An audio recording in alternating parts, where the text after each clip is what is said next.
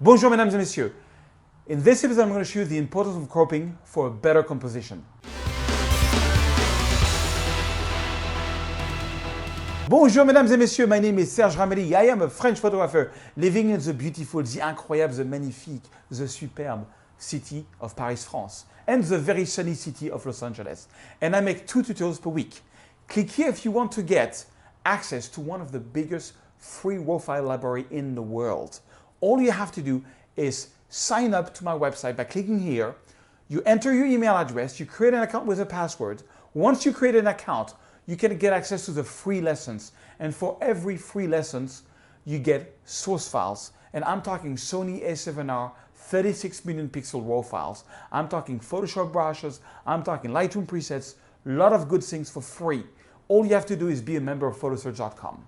Or, and you can subscribe to my YouTube channel by clicking here. Okay, I want to talk to you about cropping. My wife was a couple of months ago in the south of France, in Saint Tropez, where there was a big challenge of the nicest boats in the world. She went and shot it and brought me all the photos and says, please, Serge, retouch them for me. So I did, and then I realized that by cropping and using the rule of thirds or leading lines or other composition tricks, I could really take our photo to the next level. So I want to show you this cropping session, so maybe it will inspire you for better cropping. All right, so as I said in the introduction, my wife was in Saint Tropez, it's the south of France, and she took a whole bunch of photos of a boat challenge, which I think is called Les Voiles de Saint Tropez. And she was on a boat, and she gave me the photos, and she said, "Oh, I messed up because most of them are like overexposed and they don't look good. And you know, is there anything you could do about it?" So I looked at it, and then I realized that, especially when you're on the boat and you cannot crop your photo the way you want it, that I wanted to talk to you a little bit more about cropping. There's a lot more photos than the one I selected, but I think the ones I selected are really important about the cropping. Cropping, composition, rule of third, I don't know if you're familiar with these terms, but they only exist for one thing: to communicate a message. You're trying to communicate a message in your photo. And I remember when I started photography, I had a friend that showed me a photo of his wife that he took, and his wife was on the right side of the photo. And I was really amazed because I thought the photo was something spectacular, but all it was is that she was not in the center. Anyway, so rule of third is really important, and that's one of the rules I'm going to be using. So first, let's crop the photo to find something that I like. So I'm going to click on the develop module, click on the crop tool, and you'll see it's pretty simple. Now, when you're on the crop tool, in Lightroom, you have the possibility by pressing the letter O to have different guidelines based on different rules of cropping. This is the golden number, I think, or the Da Vinci. I forgot what it's called. It's a very nice way of cropping, but I'm going to do something very simple. I'm going to do this until we have the rule of third. So the idea of rule of third is that you have to put what is the most important thing on this 4 golden, we can say golden points here. So if I just, first thing, I'm going to make my horizon straight. I'm going to click here and I'm going to make my horizon completely straight. Okay, that's the first thing. The second thing is, if I move the bottom of the photo and I align the horizon on this, then I have, you know, I have applied the rule of third. I have basically 1/3 of water and 2/3 of sky. Now, sometimes I find it's even a bit more dynamic to actually go a little further, meaning that you have even less than 1/3 of land and 2.5 of sky. I find it's pretty interesting. Also, one of the other thing that's very important when you crop your photo is to do what we call police border. You go around your photo and you make sure you don't have something that's half there and half not there. For example, that boat here is half here, so I'm going to bring this here, and maybe there's a little bit here of something there. And boom, all of a sudden, I think we have a much more interesting proposition. Let me show you the before. If I go in my develop settings, this is how it was, and this is how it is cropped. I find the photo to be more dynamic and more interesting. So now, as far as the photo that being overexposed, it is overexposed, and it is a bit of a mistake because when you have nice skies, you know, clouds really make the photo. If I lower the exposure, you can see that some of the you can also press the Alt key and go on the whites, and see if anything is burned, but I feel I'm missing things in the sky. I'm missing a lot of things in the sky from the way it was shot. So anyway, I'm still going to do, my black point. On this one, I'm going to go really strong. I want, no, maybe not that strong. I don't want all the boats. And then I'm going to, the white point I'm not going to touch. You see, it's already burned here. So I'm actually going to bring down the white point a little bit. I'm not going to do the white point because it's already overexposed. And I'm going to underexpose the entire photo a little bit. Open up a little bit the shadows so we still see something. And then bring down, of course, the highlights. But it's still very dull. So I can putting some more contrast. And I got to take care of the sky. So I'm going to take a filter, radial filter, put it the whole weight from the top to the horizon. Make sure you're on exposure. And then lower the exposure a little bit. But you see, because it was overexposed, we're missing color. We don't even get the blue sky. So you can add blue a little bit, but be very gentle here. Okay, and I think I'm going to boost the white here in the sky. So I'm darkening, basically, I'm going to bring down the blacks, and I'm doing contrast just for the sky. Maybe add even more contrast.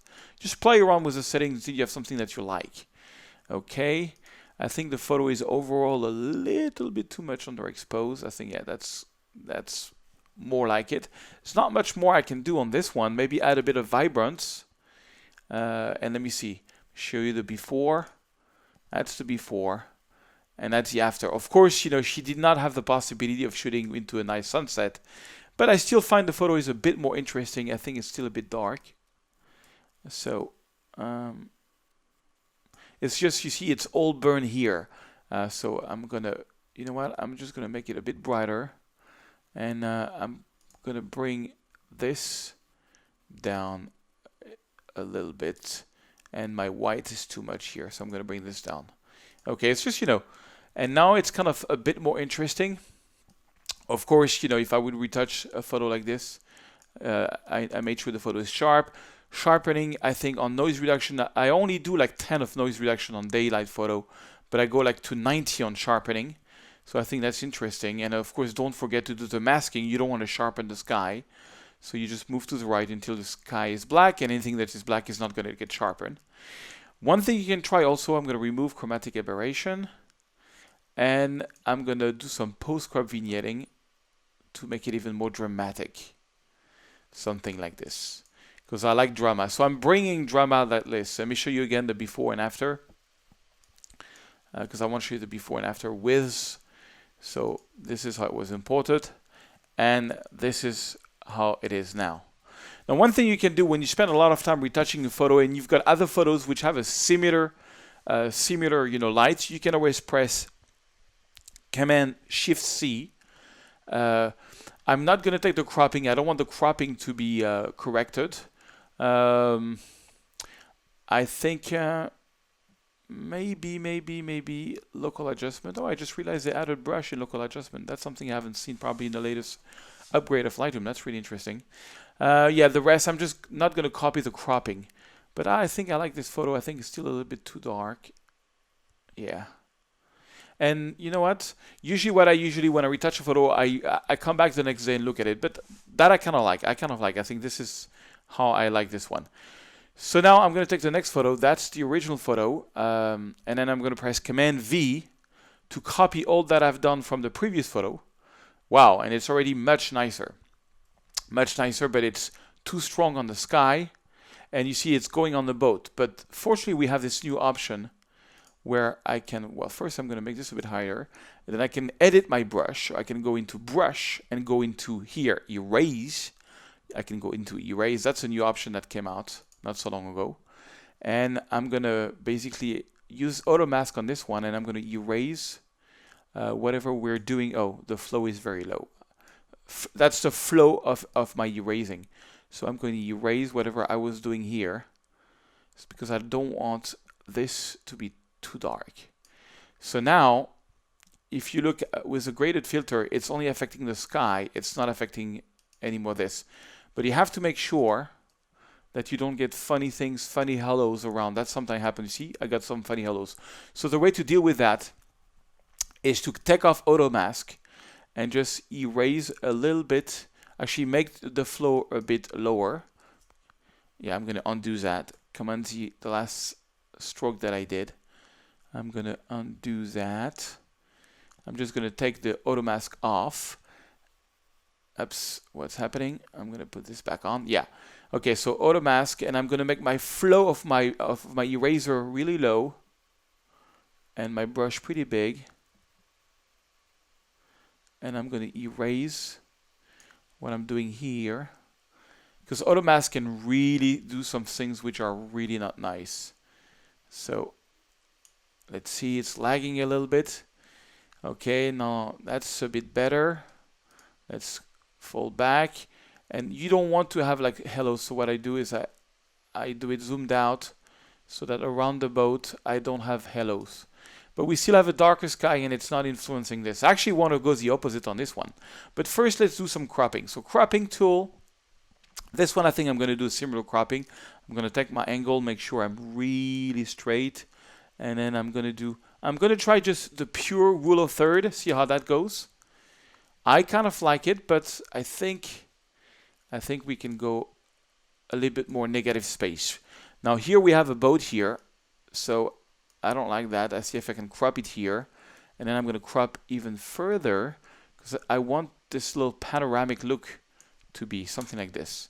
Yeah, somehow I think that works better, and we kind of salvage the thing. I think the gradient on top here is a bit too strong, so I'm gonna, because this is stuff that I've copied from before, so I'm just gonna make this a bit, yeah, I don't want it to be so strong here. It's really dark. Want to make sure my my lens correction is on. Yeah, it's on. Okay, and yeah, we have a problem because this is really dark here, so I'm gonna take this and I'm gonna rotate it. I'm gonna rotate it something like this. All right, this way here it's not so much dark and we get more details here in the sky. So that's already interesting. I mean, the light honestly was a bit boring. Now I'm gonna take a little brush and I think I want to add some more detail on that wing here. Okay, flow is very low, that's why nothing's happening. I'm gonna flow a little bit bigger. I always kind of overdo it at first and then back it down. Okay, let's make a new brush. I want to play with leading lines here. I want to make this brighter. So let me get a flow back here. I want to make this brighter and this brighter to enhance leading lines so that the viewer really goes more into the boat. Oh, I need to make it as a new brush. I didn't do that. Okay, I'm gonna make it. That's important to make it as a new brush. Okay, let's see. Before the brush stroke. Today it's lagging a bit. And after. Before, sorry. No, after and before. Way too much. So that's way too much.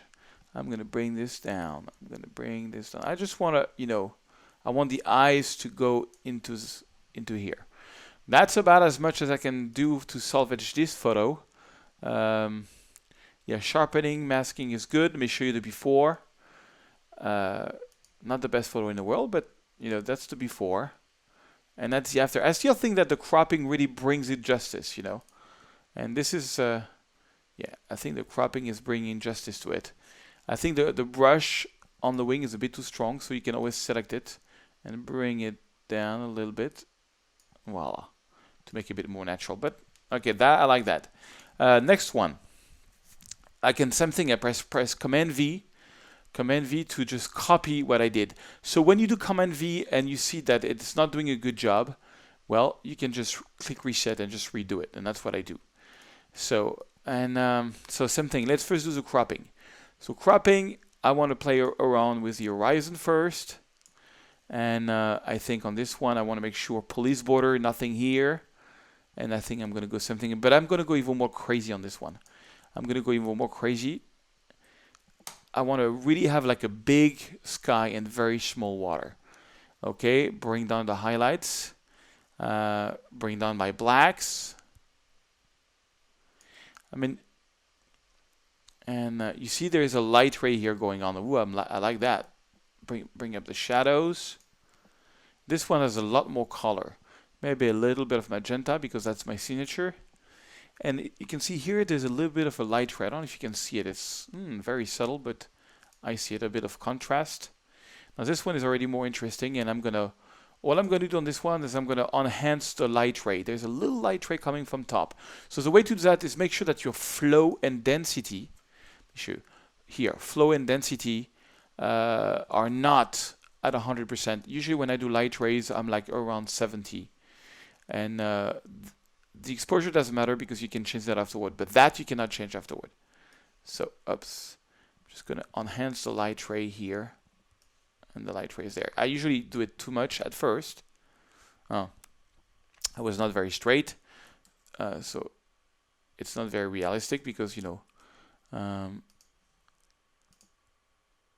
thing you can do is what I did is I clicked one time here and then press hold on, don't click yet, and just press shift before you click, and it makes very straight line. So that's better, but it's still way too obvious. So I'm going to bring it down. I just wanted to enhance it a little bit because it was there.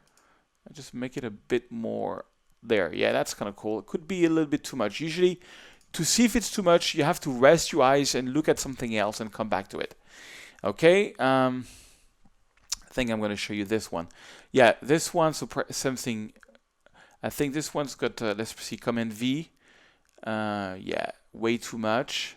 So I'm going to reset it. I'm going to take what I did here, press Command Shift C, but I'm going to take out the brush. I don't want the brush. I don't want the crop. And I just press Command V. Yeah, that's already better. Did a lot of the heavy lifting. Now, the horizon there is really not straight. And you know what? I'm going to actually make it even worse, not straight. Because it's called what we call a Dutch angle in movie. Basically, the idea is that if your horizon line is not straight, if it's almost straight, it's really going to annoy people. But if it's completely not straight, like something like this, then it can be an interesting choice. And I think that's an interesting choice. On this one, maybe I would do, let's see if we can do another graded filter. Okay, interesting. And as usual, I don't want it. Let's see if I can add a bit of clarity maybe in the sky. Not so much, a bit of saturation. Yeah.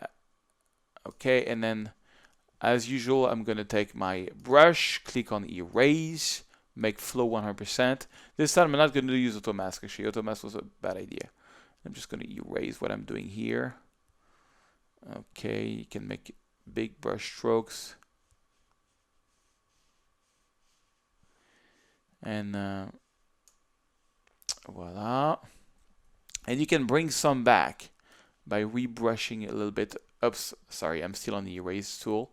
So I'm going to go back on A, which is going to bring back the value of the filter I was doing.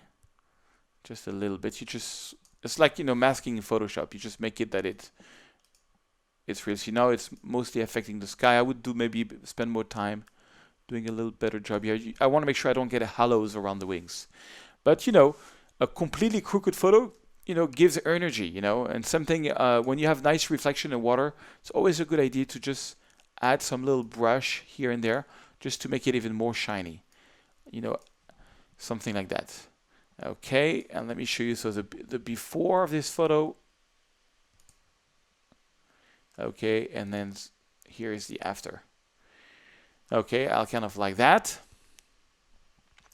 And let's see here. On this one is going to be a very similar thing. Let me see if I can just take Command Shift C, what I did here, and put it there. Yeah, I just need to do the cropping, something on this one.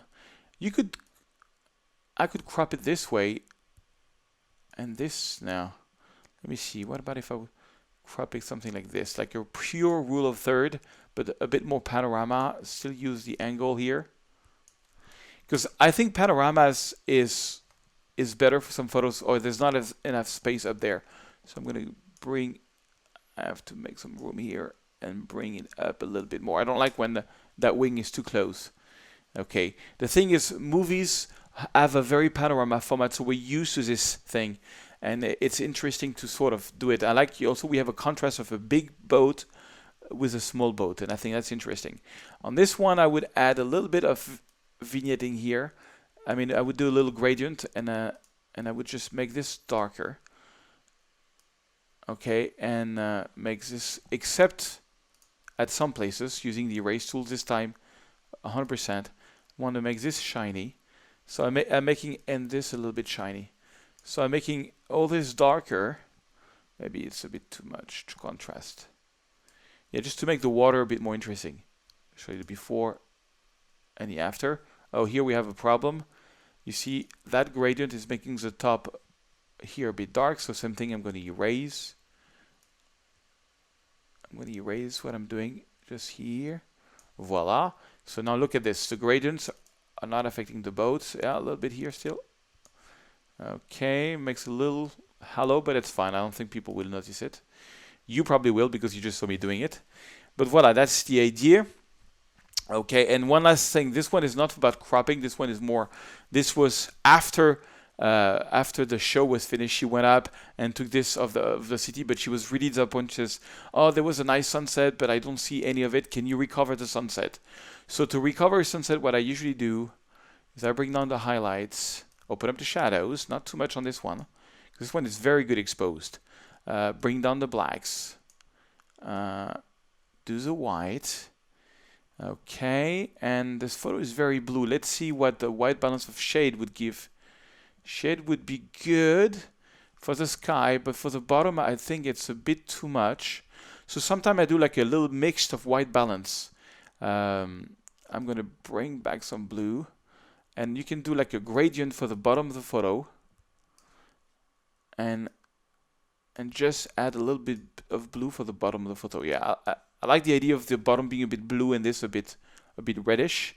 I actually want to add some blue also here on top. So you can just, with the same value here, just add some blue. Okay, and of course we need much more warmer colors.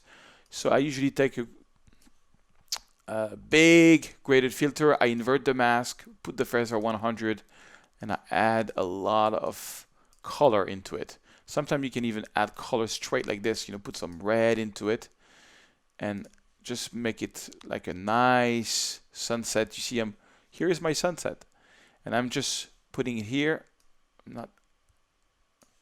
Voila. Okay, it's a bit too much, so I think I'm going to desaturate my color a little bit. It's a bit too much. I don't want people to notice it, so you can also make your circle a bit bigger. But the idea is to have a contrast between the blue and the orange.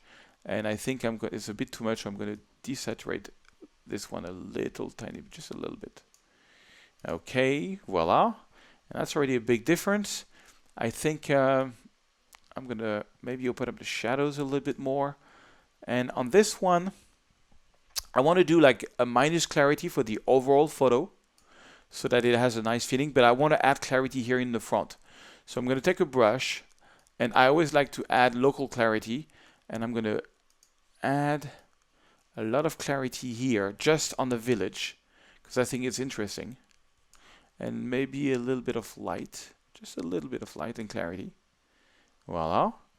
And then on this one, to finish it up, I'm probably going to do, of course, I'm going to do sharpening. So let's see sharpening on this one.